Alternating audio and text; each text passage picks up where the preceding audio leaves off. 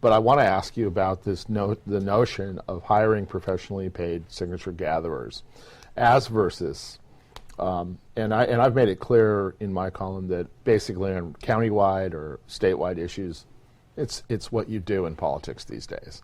However, on local issues, my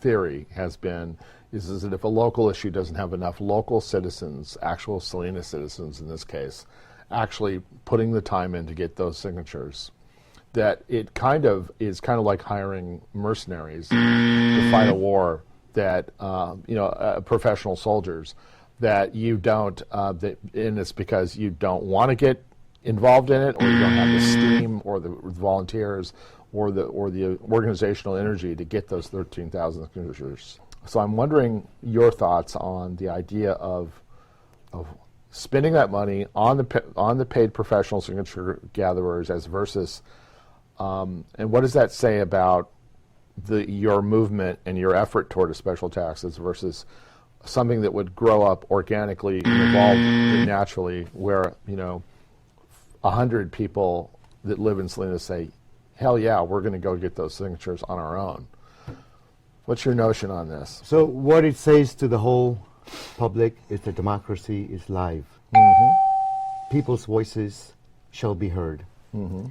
As far as paying people to do the job on our behalf, if we had a couple of years to gather 13,000, 14,000 signatures, we would have had almost no trouble. Right. Right, and that is how petitions are done, majority of them in the state of California. But the fact and the reality is all the committee members, all the people, all the volunteers do have regular jobs. They're productive members of the...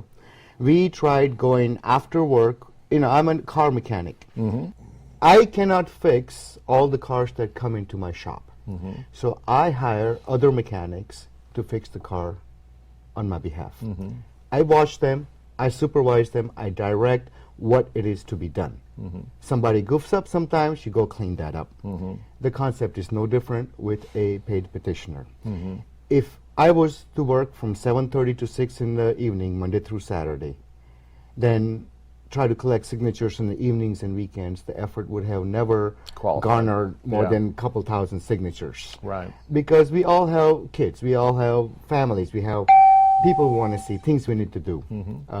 And so that is what was the reason. No, and and again, I applaud you for using the system, the rules of the system, the way you do it. I think there's just, and maybe it's true in today's modern era where people do have so many responsibilities of family and business and professions, that the idea of a local ballot initiative committee trying to collect enough to qualify for the ballot is just maybe out of reach. Maybe what you've done is set the standard of how things will go here on out. I know we have the same issue. The same issue comes up with recalls. We know even in District 1, even though a much smaller number of signatures were required, in that case, at least I understand, they did gather enough, but they had been at it day and night for months. So let me ask you about this last thing, and then we're going to wrap up. I was stunned at the nature of what the estimate of this special election, if it would be held, was. Because, as you remember, the initial number was a very much more manageable $150,000.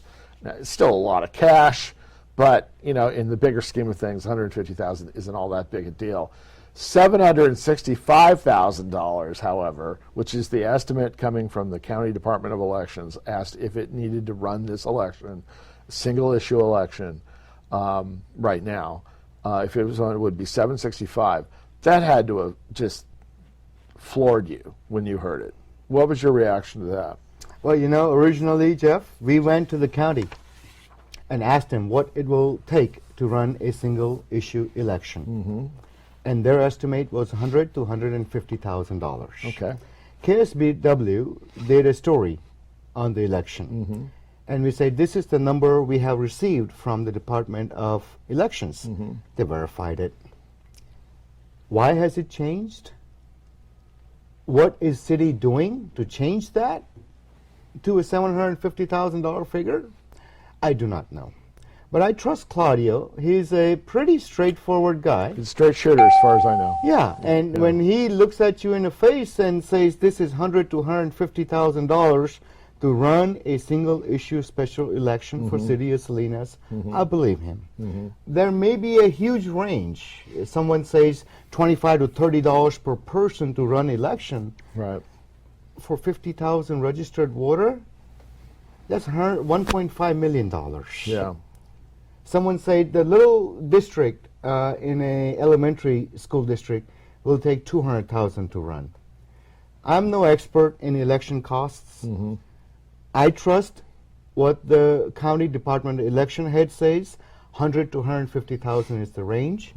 As far as city is concerned, they can spend $700,000. So you don't really, rest will go towards their campaigning to put us down. So you have no, essentially what you're saying is you're not sure where that number is coming from. We have no idea, and we have no control. Right. Literally, we have Right. no control Right. of the number.